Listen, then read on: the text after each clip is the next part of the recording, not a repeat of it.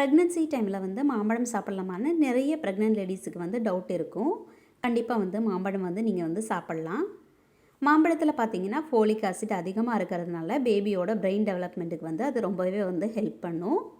மாம்பழத்தில் வந்து iron content வந்து அதிகமாக இருக்கிறதுனால ப்ரெக்னென்சியில் காமனாக வரக்கூடிய அயன் டெஃபிஷியன்சியும் வந்து நம்ம மாம்பழம் சாப்பிட்றதுனால வந்து தவிர்க்கலாம். அது மட்டும் இல்லாமல் மாம்பழத்தில் ஃபைபர் கண்டென்ட் வந்து அதிகமாக இருக்கிறதுனால ப்ரெக்னென்சியில் ஏற்படக்கூடிய கான்ஸ்டிபேஷன்லேருந்தும் நம்மளுக்கு வந்து ரிலீஃப் கிடைக்கும். மாம்பழத்தில் விட்டமின் ஏ, விட்டமின் சி வந்து இருக்கிறதுனால அது பேபிக்கு வந்து இம்யூனிட்டி பூஸ்டராகவும் வந்து ஹெல்ப் பண்ணுது. மாம்பழத்தில் விட்டமின் பி6 வந்து அதிகமாக இருக்குது.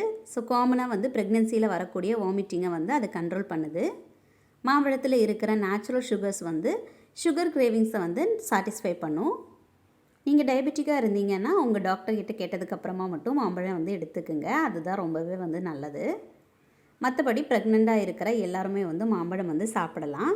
ஸோ இந்த ரீலை வந்து ப்ரெக்னென்சி டைமில் மாம்பழம் சாப்பிடலாமா சாப்பிடக்கூடாதான்னு யோசிச்சுட்ருக்கிற உங்கள் ஃப்ரெண்டுக்கு வந்து ஷேர் பண்ணுங்கள். ஸோ இந்த மாதிரியான வீடியோஸுக்கு கண்டிப்பாக வந்து என்னை ஃபாலோ பண்ணுங்கள்.